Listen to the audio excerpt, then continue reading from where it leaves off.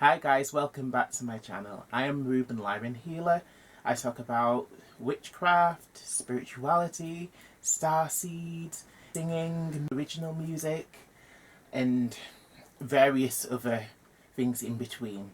So if those are the sorts of stuff that you're interested in, then please subscribe to the channel and please check out all of the videos. And there's going to be lots more new content. This is the first in the series of Protection Magick videos. Today I'm going to be talking to you about Protection Magick and circle casting and creating a sacred space. That's what I'm going to be focusing on in today's video. What is circle casting? What is a circle? So for those of you who are new to the craft or witchcraft, whatever you want to call it, similar shielding techniques are used by people from all walks of life and all spiritual beliefs. For example, people who do meditation, they may visualize that they're surrounded in white light. People who work on psychic abilities, they may also use a similar technique of visualizing a circle or a sphere of white light surrounding them. So that's essentially what circle casting is. There's various reasons to cast a circle. There's many layers to it. First and foremostly, you are creating a boundary, a magical boundary around you, and this helps to protect you when you are practicing energy work or witchcraft. Secondly, this boundary, this magical boundary, circle, sphere, pyramid, whichever you choose to use, because you can use any various shape, it doesn't really matter, as long as you set an intention to create sacred space. The other reason why we use a magical circle, I'm just going to say circle in the video, but when I say circle, I am meaning spheres and pyramids and any other shape that you may want to use, because you can just let your imagination go with it.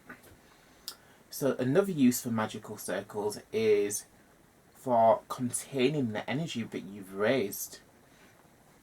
So without a magical circle, if you're using energy raising, such as if you're drumming, dancing, chanting, like earth, air, water, fire, earth, air, water, fire, earth, air, water, fire, that's a basic chant. If using a chant or a mantra, similar to mantras like in Eastern philosophy or Eastern spiritual practices, using a chant, that helps to build up the energy. And it's all to do with using the breath and speaking words. Words are very powerful. So when you're speaking a chant, you're placing the specific energy that you and frequencies that you're after. So you're placing them or creating a bridge towards them and calling in the specific energy. So for example, if you're chanting earth, air, water, fire, you're connecting with the sacred elements. So we all have these elements within us. We're all made up of these elements. Earth, my body; water, my blood; air, my breath; and fire, my spirit.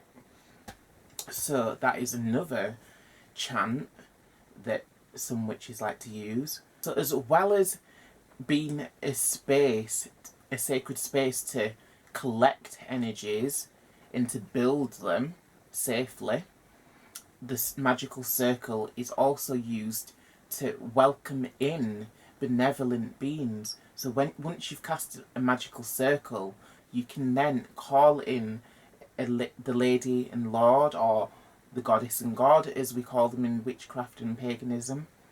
So you can then invite them into your circle in whatever aspect. If you're an eclectic witch like I am, then you can work with any wide variety, because there's a heck of a lot of deities out there. Once you've cast a circle, it's good to call in a higher energy to give you blessings, to give you extra protection as well.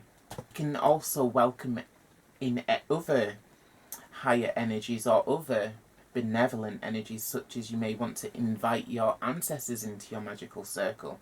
You may want to invite spirit guides, angels, that sort of thing. Also, magical circles, they serve as a boundary to keep out lower vibrational beings and entities which may want to cause you harm. For when you're practicing magical or energy work, you become a beacon. So then lower vibrational beings, or beings which are like psychic vampires, for example, they can zone in on your light and your energy, and they're like, ooh, there's a good snack over there, let's go see what that's about. So if you've cast a magical circle properly, then you're keeping them out. So you want to do that.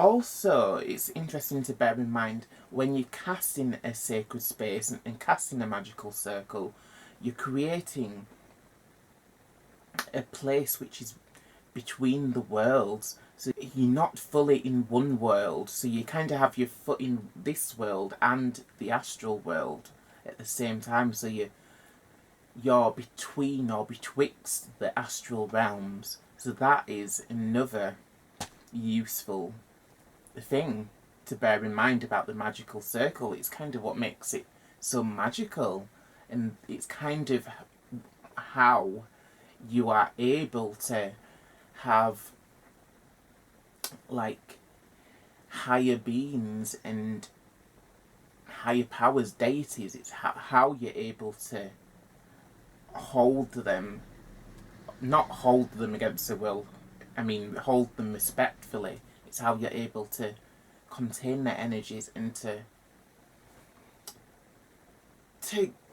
kind of give them, you kind of give them sort of like a chair, for want of a better word. You give them a seat at the table, so to speak. When you're visualising a magical circle or a magical boundary, you can visualisation and intention are the key. So with your visualisation, you may visualise that there's water surrounding you. It comes back to the sacredness and importance of the sacred elements. You visualise water as the magical circle. And when it comes to magical circles, I've wrote a little thingy here. So the magical circles traditionally are 9 foot wide. So it's all to do with the sacredness and magical qualities of numbers. So 9 feet is a good diameter for your circle. That's traditionally what witches use. Although 9 feet is kind of pretty big. In the modern world, we may be performing circles in a really confined space. Say me right now, for example. I'm between my bed and this could, behind me, this could serve as an altar. So if I wanted to cast a circle now, 9 feet is a bit too big, really. Although it's up to you, really. And it depends on your imagination and visualization. Some people may find it hard to hold the image and visualization of a circle that is 9 foot big around them. So 9 feet is traditionally what they use. Although the size is up to you. I generally visualize a circle which is probably more close to about 5 or 6 feet around me. So it's up to you, really, how big you want your circle.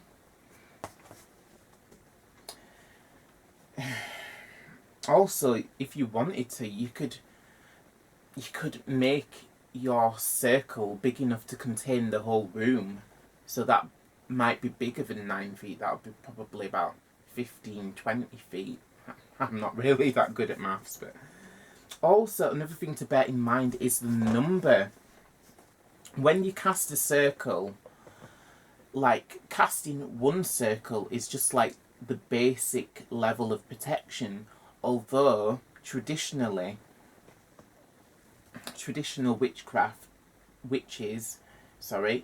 witches may use up to 9 circles around them. So again, this is going back to the number 9. A 9-foot diameter circle, or 9 rings of a circle surrounding you and protecting you. Each of those different rings, they can all be like, you could visualise them as all rings of fire surrounding you, or you may visualise them as lightning surrounding you, or just pure light. It's up to you, or you could have each of the 9 rings a different element. It's all up to you and your imagination, whatever you can hold in your intentions. When you're casting a magical circle, it's also good to bear in mind the compass points, because as part of casting the circle, or maybe after casting the circle, you'd want to call in the quarters. So that's the cardinal points. So that could be, you'd call a representative for each of the 4 cardinal points, so east, south, west and north. So you'd either want to call in an archangel, so Raphael, Michael, Gabriel, Uriel, or you'd want to call in one of the elemental kings, such as Peralda for air and the east, that is the king of air, or Dijin, which is the king of the element of fire. And at the west there is Nixa, which is kind of like the king of the mermaids, or the undines as you'd like to call them, so the water elementals. And in the north we have Gob, who is the king for the element of earth. The important thing is casting a circle and calling in the quarters and representatives to hold the quarters. And these guardians of the quarters, they have multiple uses, just like the circle does itself. The guardians of the quarters, they're there to empower the circle, so you can have the guardians facing the circle, so they'd be empowering whatever magic you're creating. Or you may feel like you need extra protection, so you'd have the guardians facing outwards from the circle, so they're standing guard of your magical circle, making sure any harmful beings or energies have to stay far away from you. So that is what the cardinal points in the kings or elementals or archangels, that is why we call them at the 4 quarters. You could also use dragons as well. You could have a dragon, so could have an air dragon, fire dragon, water dragon, earth dragon. Or if you like unicorns, you could probably use them. I don't really work with unicorns that much, but some people do like them. It's what if you're an eclectic witch like I am, then use whatever feels good for you, whatever resonates with you. If unicorns are your cup of tea, then feel free. Speaking of cup of tea, excuse me. Okay. So yeah, dragons. So as I said, you could have a dragon for each to represent each of the elements. Fairies as well. Maybe if you have a particular kinship with the fairy folk, then you may like to call in a fairy guardian at each of the compass points. So it's really up to you.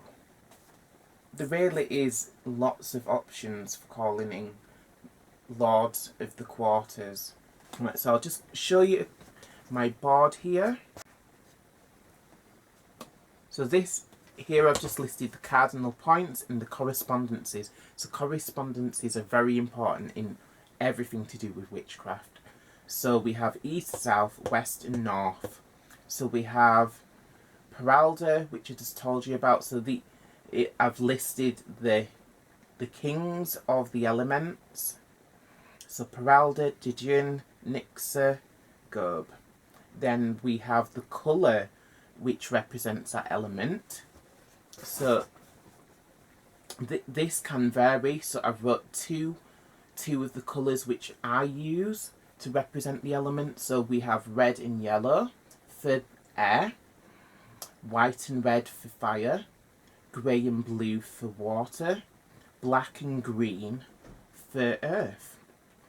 We often use a circle casting chant to cast the circle. So east is red for the break of day, south is white for the noontide hour, in the west is twilight grey, north is black for the place of power. 3 times around the circle is cast. Great ones, spirits from the future and past, witness and guard it fast. So that is an example of a circle casting spell. So then I also list the rulers of the winds. So the 4 winds. So there's Eris for the east, Notus for the south, Zephyrus for the west, Boreas and Ophion for the north, because that has 2 ruling winds. I then list the Archangel. So Raphael for air, Michael for fire, Gabriel for water, Uriel for the earth. I also list the magical tools which correspond to the elements in the quarters. So an easy way to invoke the Lords of the Quarters is to just simply place your magical tools. So if you have a wand to represent the element of fire, then you can place that in the south, and that can help you to activate that quarter. If you have a chalice, you can place it in the west. That will help to activate the quarter. If you have your aphame, then you can place that in the east, and that will also help to activate the quarter. And then if you have a pentacle, so we usually use a pentacle to place items on to help the magic soak into that item. So if you have a pentacle, that it can be placed in the north of your circle, and that will help to bring about the magic. Or rather, if we're talking about calling in the quarters, if you place the pentacle in the north of your circle, then that will help to call in that quarter. Also, we do place the magical altar. Take this for an example. Say this is a magical altar. Witches like to place the altar facing true north, or at least north of your circle. I've also listed here, if you can see these little drawings, these are little images for the elements. So we have here a upwards triangle that represents fire. We have an upwards triangle with a line going through it that represents air. Downwards triangle, that is for water. We have downwards triangle with a line going through it, that's for earth. And on the other side we have the elements again, but this is just in a more simpler method. So we have like an upwards facing crescent, that is for water. Square is for earth. Upwards triangle for fire. Big circle for air. And we have a little oval which represents spirit. And that also brings me back to the other thing that I was meant to mention to you a minute ago when I was talking about calling in the quarters.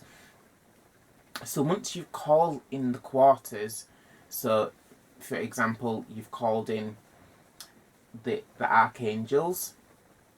So that would be Raphael in the east, Michael in the south, Gabriel in the west, Uriel in the north. So once you've called in the quarters, you are in the centre of your circle. So you act as like the focal point for the energy of the quarters. So as you've cast your magical circle, the quarters, they send their energy towards you, and you represent the element of spirit or akasha.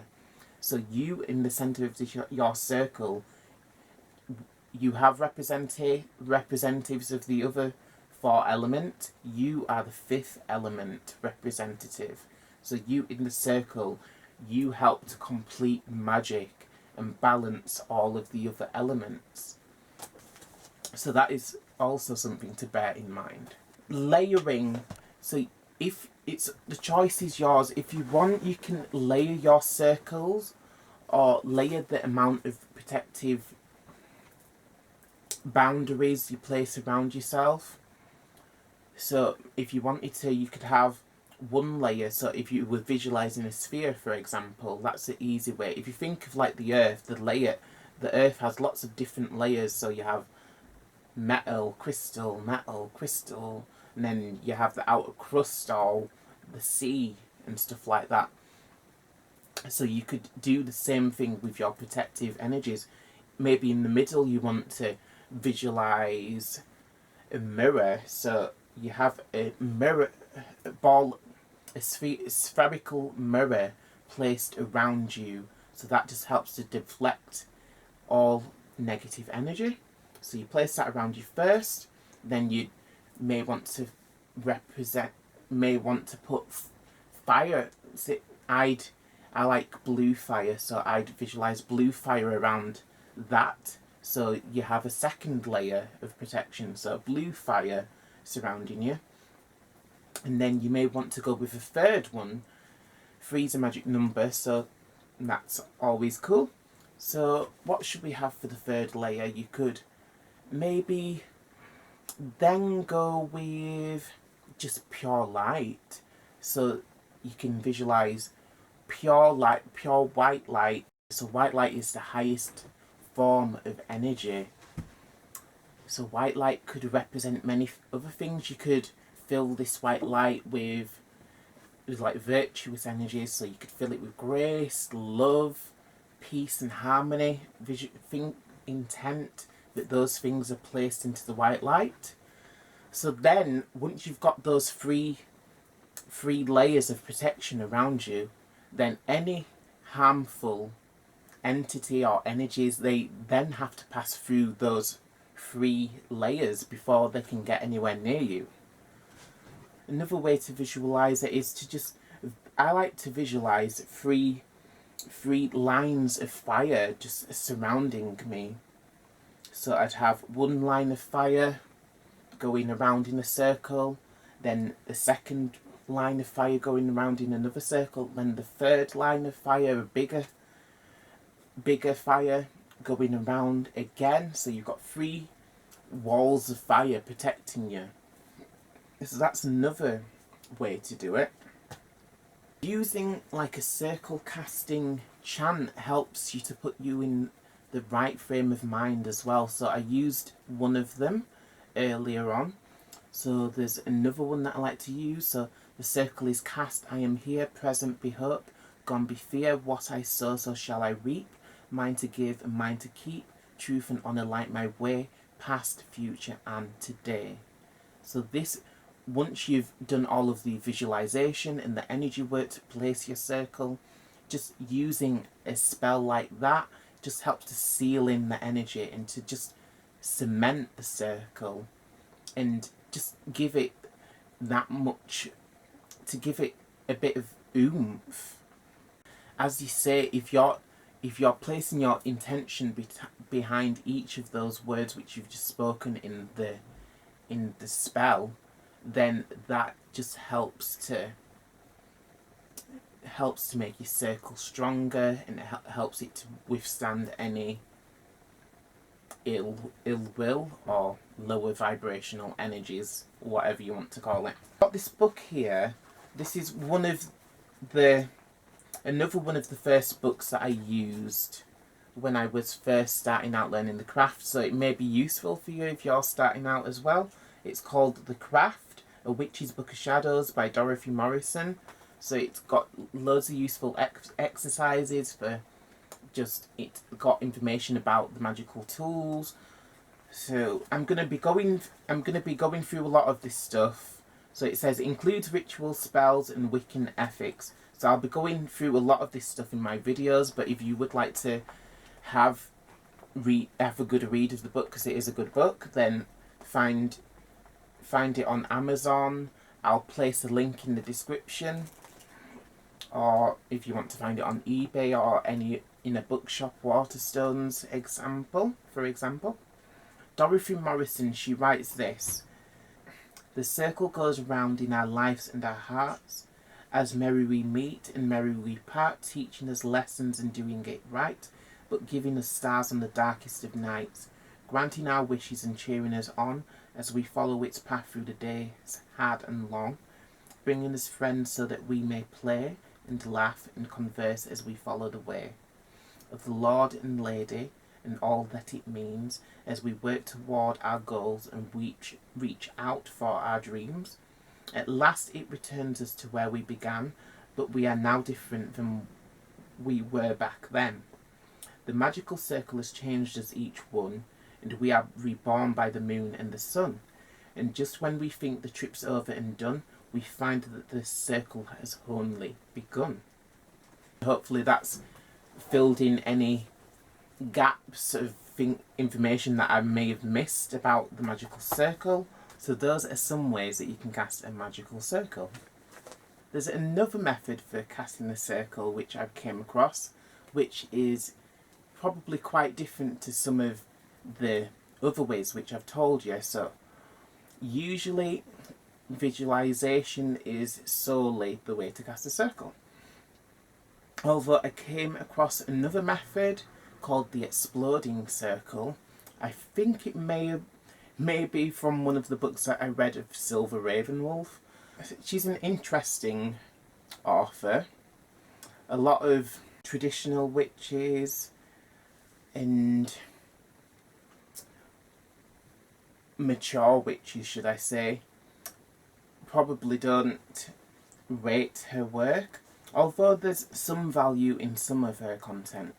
Although, like all authors, there's going to be some pieces of work which don't stand up to the rest, but I'm not wanting to diss her at all. I'm just saying that I just wanted to make you aware that other witches may not rate her very highly.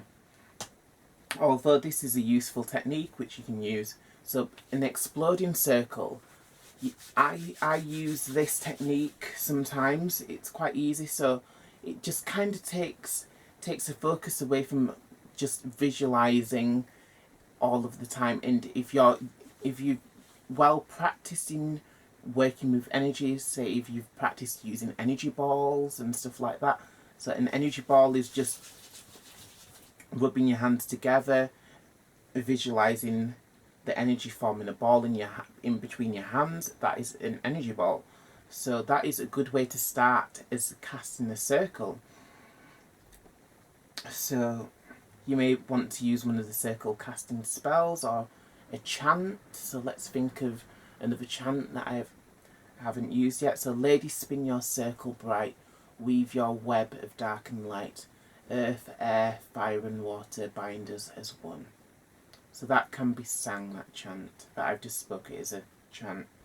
Lady, spin your circle bright, weave your web of dark and light, earth, air, fire and water bind us as one. So we'll speak it 3 times. Lady, spin your circle bright, weave your web of dark and light, earth, air, fire and water bind us as one. So we've now raised some energy. So then I just like to swirl that energy around a bit and then just kind of just place it around me. So visualize, set your intention to place your circle around you. And there we are. So that's an easy and quick way to cast a circle, just simply by creating an energy ball and then swirling the energy around and then just placing it around yourself. So if you're more of a kinesthetic learner, if you're more touch-feely, then that may be an easier way for you to cast a circle rather than just visualising that there's a ball of light or a pyramid of light around you. So give it a try and let me know in the comments if you like it. So I've given you a few ways which you can cast your circle. So now we need to talk about releasing the circle. So you begin by releasing the beings which you have called upon. So you would say thank you to the goddess and god. You'd say thank you to the guardians of the elements, whether it's the angels, dragons, or elemental kings, so whichever you chose. So you'd bid them hail and farewell and release them from the circle. And you'd do the same with the goddess and god. So thank you goddess, thank you god, hail and farewell. And then if a good way to then, so you'd mentally unravel the circles which you've cast. So you unravel it in your mind's eye, and then you could speak a circle closing chant such as, by the earth that is her body, by the air that is her breath, by the fire of her great spirit, by the living waters of her womb, the circle is open but unbroken. May the joy of the wise ones live in our hearts. Merry meet, merry part, and merry meet again. So that's a nice little circle opening chant that I like to use. It's very Wiccan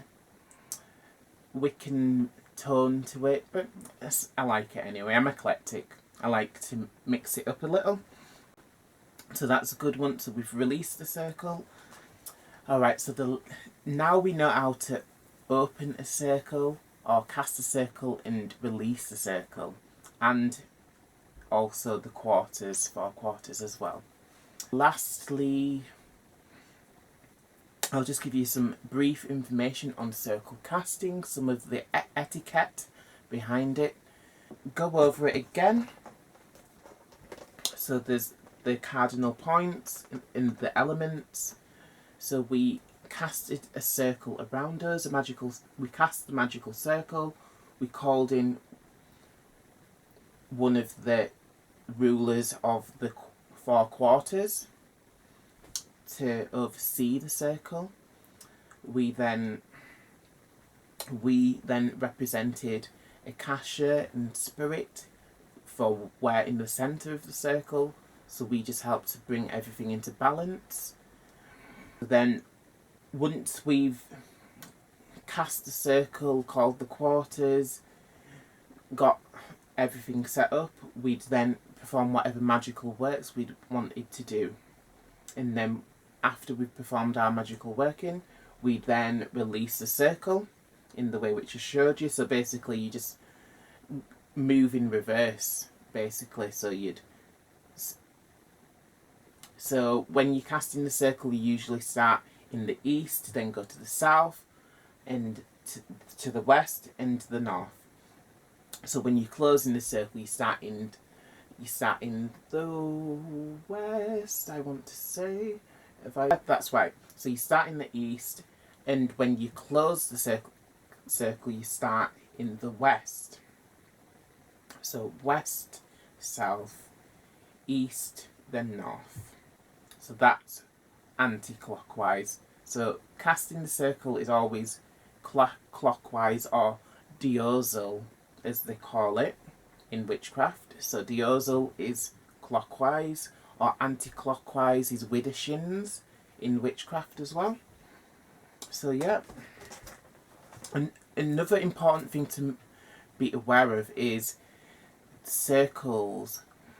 The circle boundaries which you create,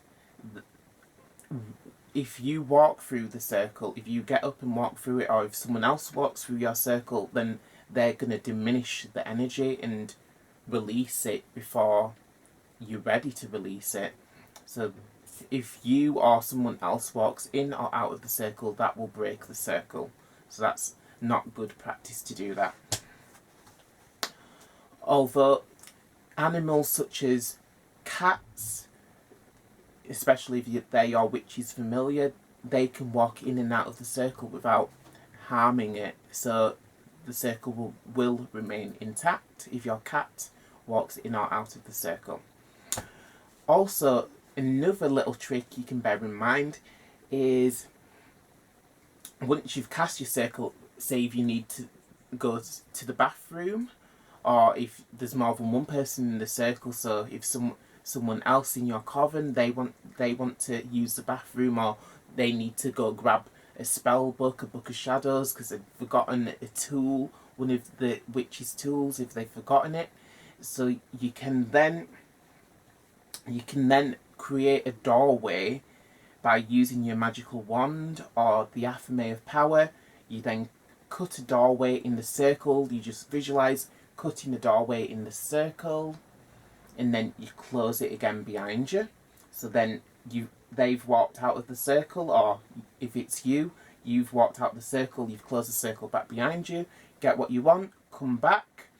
So you then do the same thing, cut a doorway for you to walk through the circle, and then you close it back again. So that is a good practice to do that. And that way you don't have to go through the full rigmarole of casting everything again and closing it before you go and do what you need to do. So that's a useful tip.